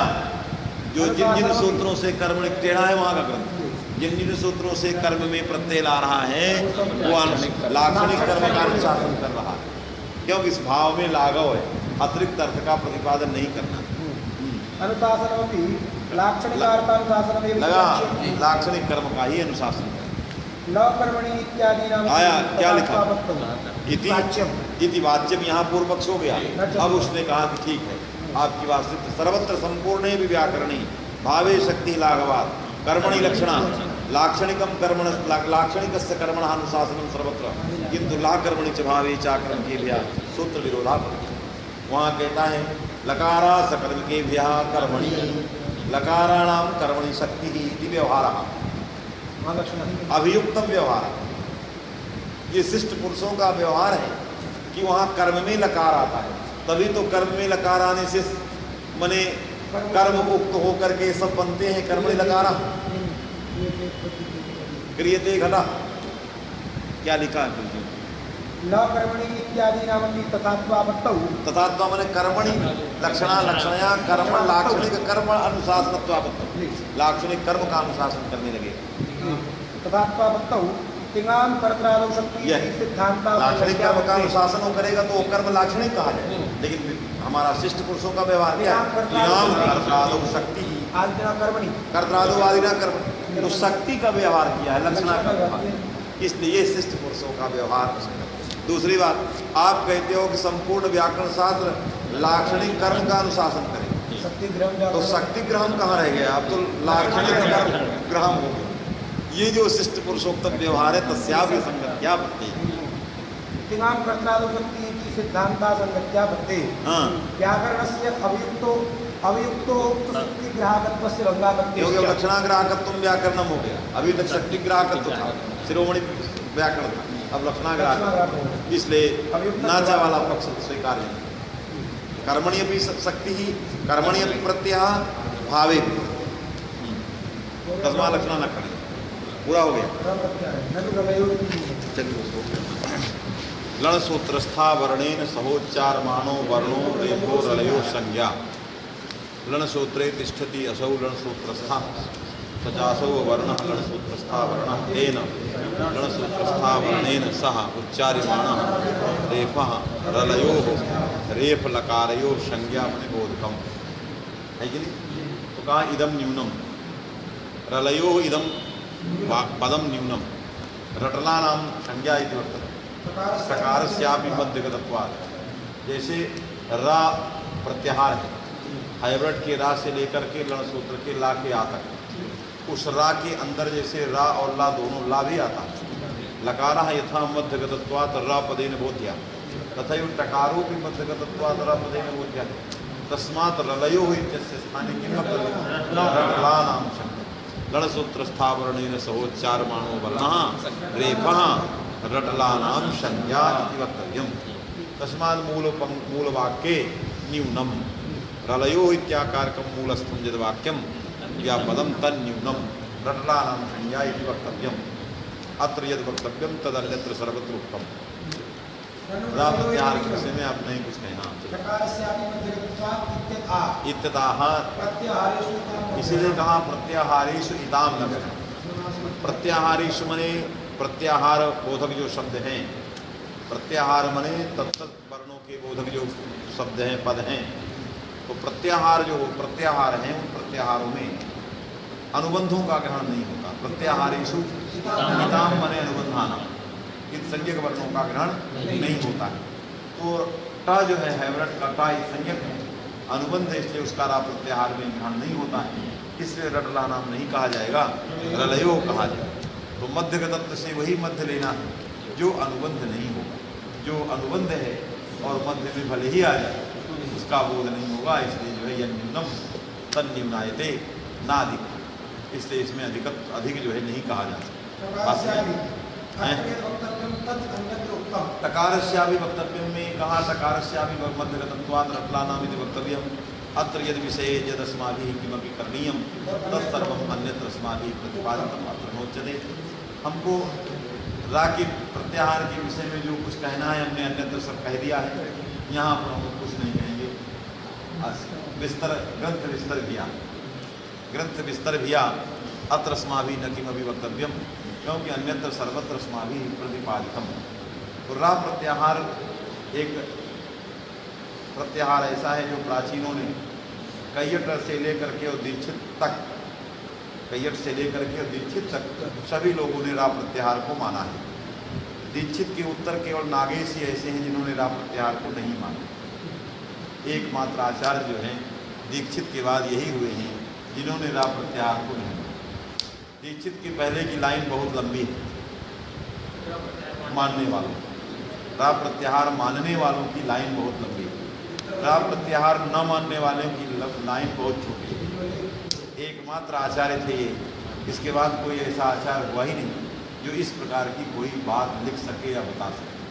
एक नागेशोत्तर व्याकरण अनुवाद मात्र, नागेशोत्तरम यद व्याकरणम यद केनापि किमपि उत्तम तत्सर्वम अनुवाद मात्र न किमपि व्याकरणम अपूर्वम, उन्हीं का अनुवाद है।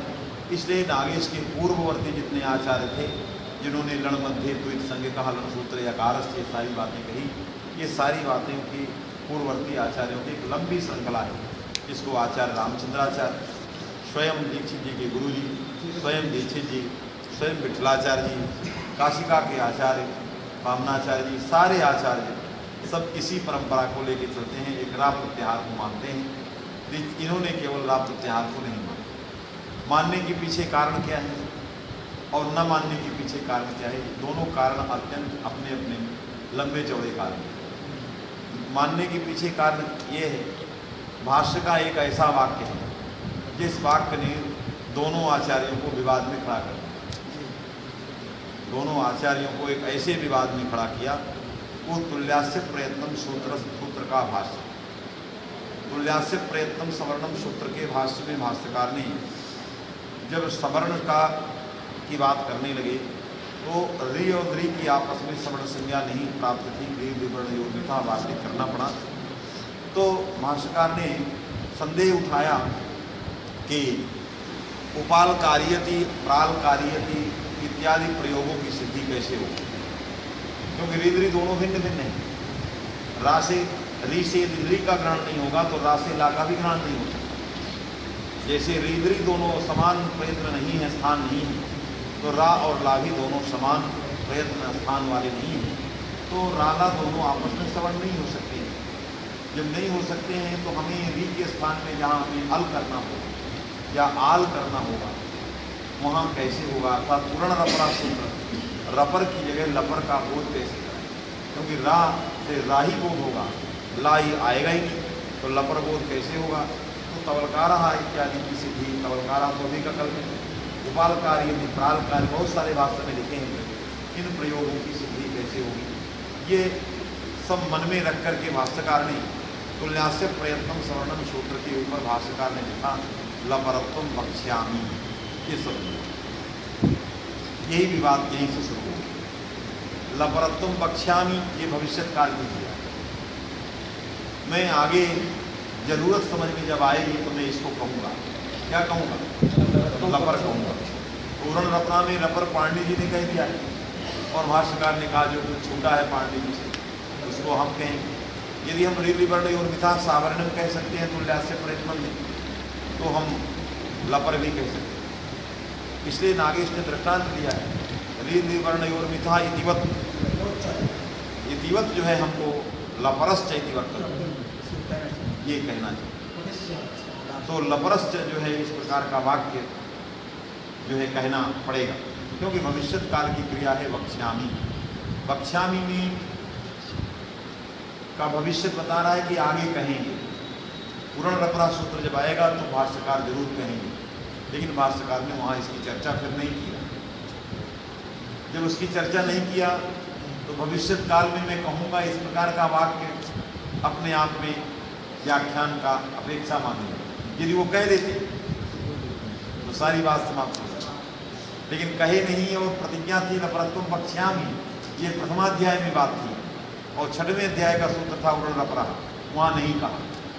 और प्रथमाध्याय तुल्यास्य प्रयत्न में ये बात कही लपरत्वम वक्ष्यामि। ये जो वक्ष्यामि भविष्यत काल आगे न कहने के कारण आचार्यों व्याख्या का भाष्य के व्याख्याकार अपने अपने ढंग से व्याख्या कर रहे हैं।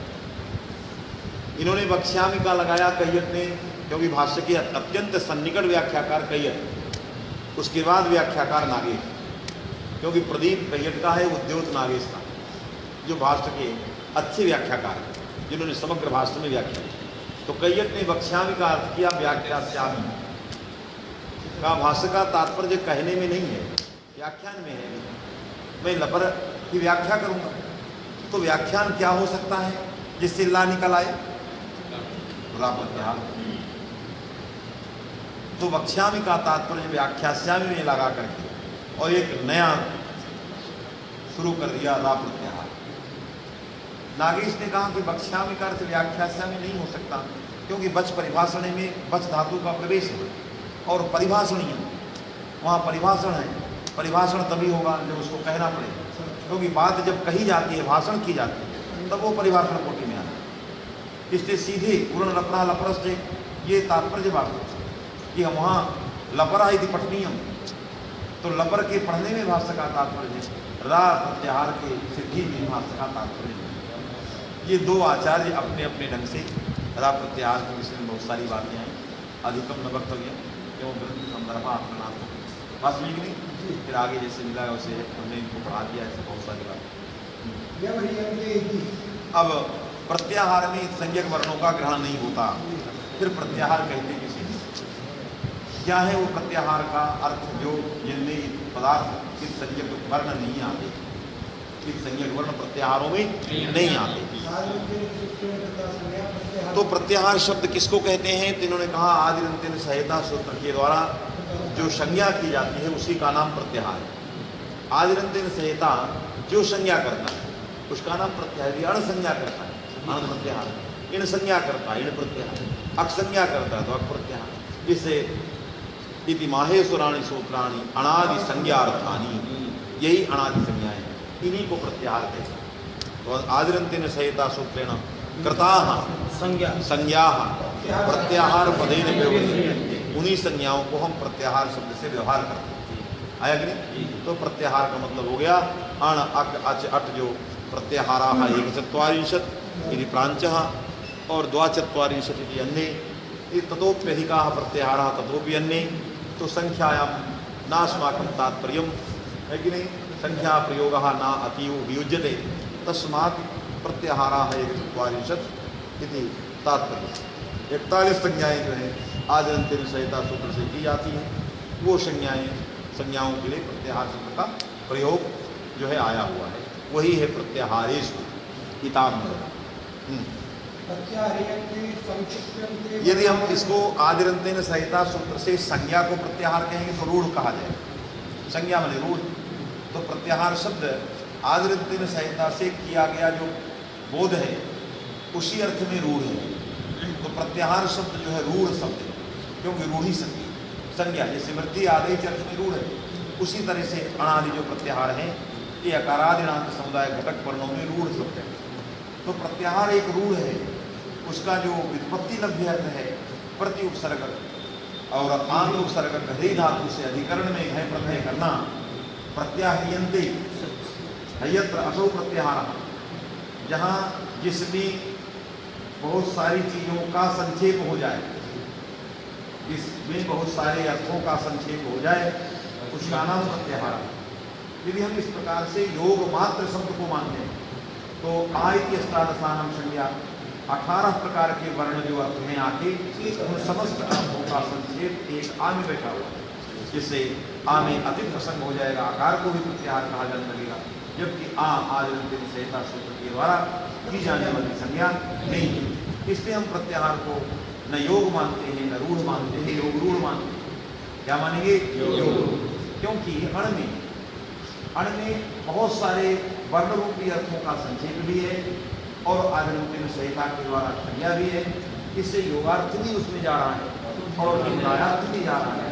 इससे प्रत्याहार शब्द योग रूढ़ा न रूढ़ा न वायुहा, योग रूढ़ा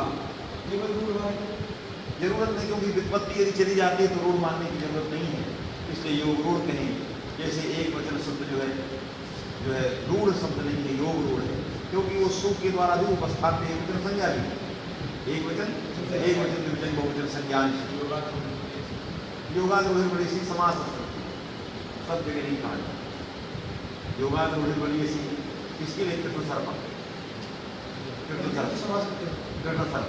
कृष्ण सर्पा में योग जब अर्थ करोगे तो काला सर्प अर्थ होगा, लेकिन कृष्ण सर्पा में इसका एक अतिरिक्त अर्थ है रूढ़ार्थ। जैसे अक्षौणी, यहाँ अक्षानाम योगार्थ है, तो ये समास स्थल में अवयवार्थ नहीं लिया जाता, इसीलिए योगार्थ रूढ़ बलियसी ये व्यवहार जो है समास में उन जगहों में आया है जहाँ अवयवार्थ का विरोध होगा। किसी को जहत्वार्थ है, जहाँ रूढ़ी शब्द का प्रयोग समास में आया है उसी का नाम जहत्वार्थ, वहाँ अवयवार्थ का परित्याग। क्योंकि राजपुरुषा में अजहत्वार्थ था, क्योंकि न कोई रूढ़ार्थ और उससे कोई लेना देना नहीं। वास्तविक तो योगार्थ रूढ़ बलिए से ये सिद्धांत समास यहाँ के सर्वत्र अयम प्रयोग नास्ति। वास्तविक नहीं तो पंकज को हम पंकज शब्द को योग रूढ़ नहीं कह सकते, क्योंकि कह देंगे योगार्थ रूढ़ बलिए समाप्त। इसलिए कहते हैं ये नियम साथ इस तरह नहीं बनाना, ये नियम समाप्त आएगा। इसलिए ये शब्द योग रूढ़ हुआ। प्रत्याह्रियन्ते संचित्यन्ते वर्णाः, यत्र वर्णाः संचित्यन्ते असौ प्रत्याहार, जिसमें समस्त वर्णों का संक्षेप होता है। आएगा तो अकारेषु अष्टादश वर्णाः संचित्यन्ते, अकारे अयम अकारः अष्टादश वर्ण कर्मक संक्षिप्त क्रियायाः आश्रय क्रियाधिकरण, तस्मात् ये भी जो है आगे एक प्रत्याहार हो जाएगा, इसलिए योग रूढ़ा अधिकरण। यद्यपि योग मात्र अकारादि संज्ञासु अति प्रसक्तम, यदि योग मानोगे तो आयत्यष्टादशानाम संज्ञा में अति प्रसक्तम अति व्याप्तम, क्योंकि तत्रापि वर्ण कर्मक संक्षिप्त क्रियायाः आश्रय, वर्ण कर्तृक या वर्ण कर्मक संक्षेपक क्रिया का आश्रय, कर्त कर्म द्वारा क्रिया का आश्रय है, अधिकरण है। अधिकार जो है कर्त कर्म द्वारा क्रिया का, तो संक्षिप्त क्रिया कहाँ बैठी है? वर्ण भी, तो तद द्वारा क्रिया का आश्रय कौन हो गया? आ भौतिक प्रसंग, क्योंकि अधिकरण उसी को कहते हैं जो कर्म कर्म द्वारा क्रिया का, तो प्रत्याहरियते का कर्म वर्णा है, तद द्वारा क्रिया का आश्रय आ है, उसमें अधिक प्रसंग हो जाए।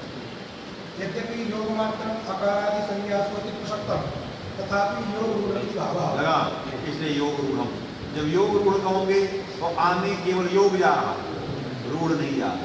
मैंने आज में संहिता सूत्र का संज्ञा ये रूढ़ है, ये रूढ़ आगे नहीं, इसलिए नातिक प्रसंग आया। तो अकारे योग गच्छति, रूढ़ा रूढ़ा न गच्छति, तस्मात् न अधिक प्रसंग, इसलिए कहीं भी कोई अधिक प्रसंग नहीं है। प्रत्याहारश्च एकचत्वारिंशदिति प्राच्य आइडिया प्रत्याहार एकचत्वारिंशत् प्राच्यः, प्रत्याहार है कितनी? क्योंकि आपने बताया प्रत्याहार से एकान्न ग्रहण, कितने प्रत्याहार है? तो कहा प्राचीन दीक्षित जी कहते हैं कि हम तो नहीं कहते हैं, प्रांचा दीक्षित जी कहते हैं प्राचीन आचार्य उससे पहले वाले हैं, वो सब प्रत्याहारों की संख्या 41 बताते हैं।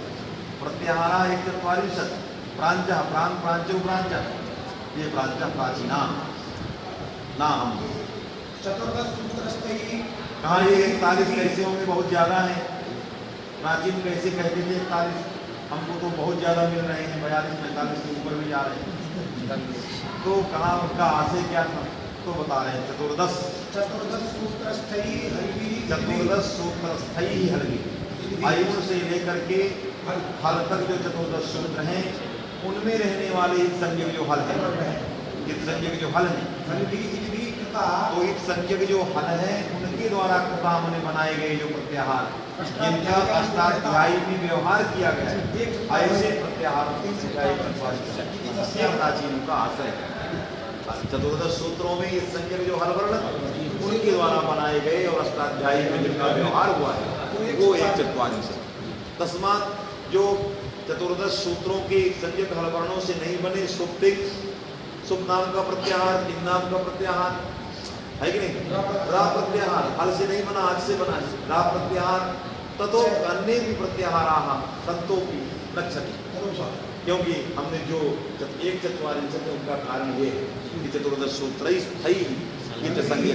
हल और व्यवकाष्टाध्याय्याम एवं भूता प्रत्याहारा 144।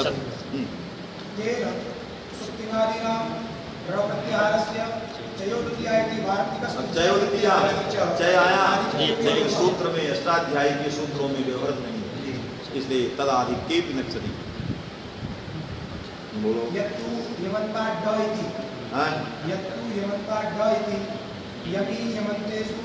यमंता नामी यम नाम का प्रत्याहार, यमिर यमंते स्वनिदेव इष्यते, इसमें भी यम नाम का प्रत्याहार, ये दो प्रत्याहार भी आए हैं जो अष्टाध्यायी के द्वारा चतुर्दश सूत्र की संज्ञक फल से हैं, लेकिन इनको आपने 41 के अंदर क्यों नहीं रखा?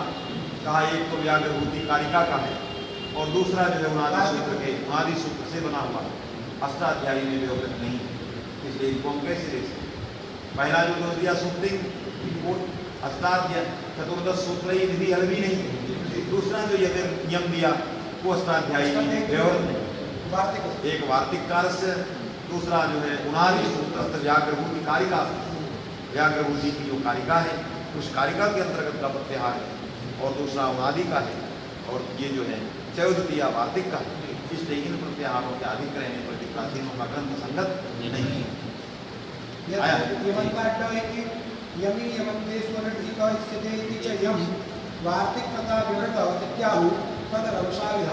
वार्तिककारों के द्वारा जो ये कह रहे हैं कि ये सब वार्तिककार ने बनाया इन प्रत्याहारों को, ये रक्षा विधान जल्दीबाजी के लिए वार्तिककार का नहीं है। ये किसका है? पहला उनादि सूत्र है, वो वार्तिककार नहीं है। दूसरा व्याघ्रभूति कारिका है, वो वार्तिककार का नहीं। तो जो कहते थे यमिर अनिरेक विषयते इत्याकारक यम, यमंताकारक यम, ये वार्तिककार का प्रत्याहार है, ये कहने वालों का रक्षा विधान, क्योंकि वार्तिककार नहीं है, एक जो है उनादि सूत्र है, एक व्याघ्रभूति कारिका है। तो व्याकरण में व्याघ्रभूति नाम के बहुत अच्छे आचार्य हुए हैं जिन्होंने कारिका ग्रंथ बनाया, लेकिन अद्यापि नोपलब्ध थे सहकारिका ग्रंथ, व्याघ्रभूति कारिका बहुत बड़ा ग्रंथ था, उसका उल्लेख कहीं बहुत जगह आता है, लेकिन वो आज तक बस इसी तरह चुटके चुटके कहीं कहीं मिल जाते हैं। दीक्षित के पहले ये सब आचार्य थे व्याघ्र, तभी तो इसका उल्लेख हुआ। तो व्याघ्रमूर्ति जो कारिका ग्रंथ था वो उपलब्ध नहीं, जैसे भरथरी का जो कारिका ग्रंथ है वो उपलब्ध है, भूषण भट्टोजी दीक्षित का जो कारिका ग्रंथ है वो उपलब्ध है, भूषण वैयाकरण भूषण मैंने वैयाकरण मतोन्मज्जनम है कि नहीं। तो वैयाकरण में वैयाकरण जो कारिकाएं हैं वो दीक्षित की है, उनके ऊपर जो सार है वो कौन भट्ट वैयाकरण भूषण नाम का भूषण कारिका ग्रंथ था, तत्र सार ग्रंथ कौन भट्ट। तो कारिकाएं दूसरे की हैं, वृत्ति दूसरे की। तो ऐसी भी व्याघ्र होने की भी कारिकाएं हैं, लेकिन उन कारिकाओं का अध्यावधि भूला और ग्रंथ का लाभ नहीं हुआ। कहाँ गया आद्यस्य वादसूत्रत्वात् तृतीयस्य व्याघ्रभूति कारिकास्तत्त्वात् इत्यास्तां तावत् इत्यादि इत्यास्ताम अधिका विचारः न कर्तव्यः।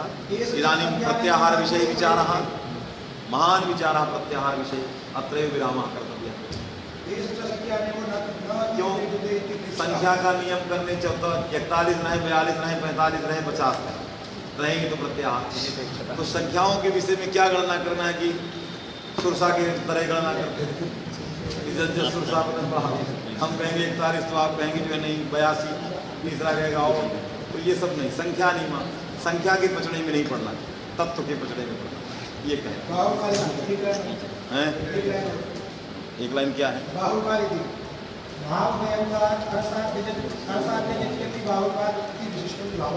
बाहुलकाद हाँ, तो यदि बाहुलकाद नहीं मानना है क्योंकि कर्ण में लुट प्रत्यय प्राप्त है नहीं प्राप्त, तो भाव में कहीं करो प्रत्याहारणम प्रत्याहार और फिर अर्षाद्यच करो तदस्यास्ति प्रत्याहार। मैंने प्रत्याहारणम मैंने संक्षेप क्रिया अतदवान, अरे आश्रय जब अर्षाद्यच करो मैंने मत्वर्थीयच प्रत्यय करो तो उसका अर्थ होगा आश्रय, और प्रत्याहार शब्द का अर्थ होगा क्रिया, क्रिया संक्षेप क्रिया, संक्षेप क्रिया वाला अण होगा। संक्षेप क्रिया वाला कौन है? अण, क्योंकि वर्ण कर्मक जो संक्षिप्त क्रिया पदवान अण, ये ऐसे भी बना। एक चलो